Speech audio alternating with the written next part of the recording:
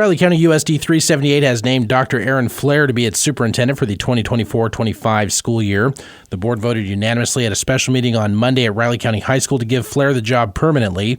She was previously offered a supplemental contract in March to serve out the remainder of the current school year as the district superintendent after former superintendent Cliff Williams resigned on March 1st. Flair was also formerly the district's athletic director and assistant high school principal. The district will advertise to fill that position. An investigation is underway after an alleged aggravated assault occurred Monday night in Ogden. RCPD says a 22-year-old man reported to police that individuals in a Nissan Infiniti rolled down their windows, pointing a gun at him just after 10:30 Monday night in the 100 block of Riley Avenue in Ogden. Police have so far not developed any suspects and are asking anyone with information to contact Crime Stoppers. The Manhattan City Commission on Tuesday revisited a recent decision to provide incentives for 3 low-income housing projects seeking state tax credits. Commissioners debated the 3 options, ultimately selecting a resolution that involves covering the project's building permit and connection fees without specifying the funding source.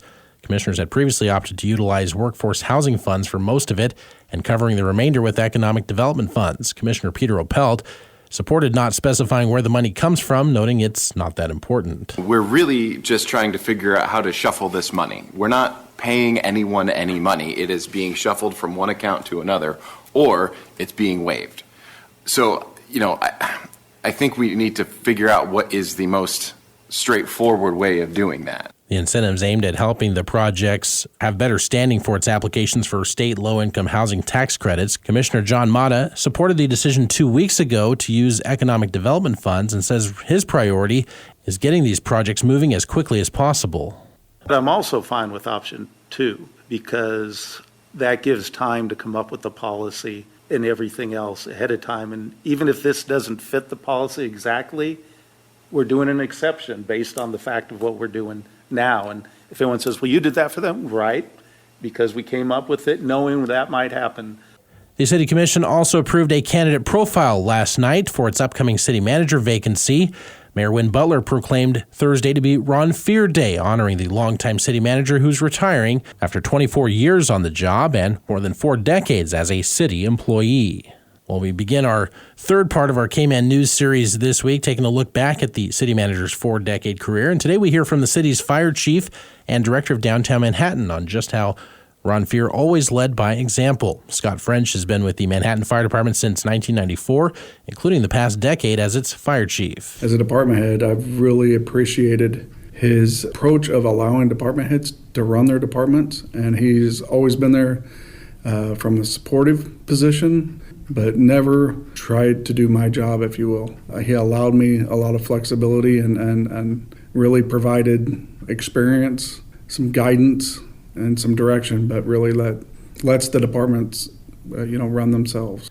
Downtown Manhattan Executive Director Gina Snyder says Fear was her number one connection to the city and someone she routinely called for advice when she first started. He used to walk daily on his lunch break from City Hall to downtown and back. And the fact that he was, had eyes on and was coming down here as a patron, using downtown and walking on the sidewalks, that really, all those years ago, set in my mind how important it is to create habits that lead towards clean, safe, beautiful spaces that people want to spend their time in.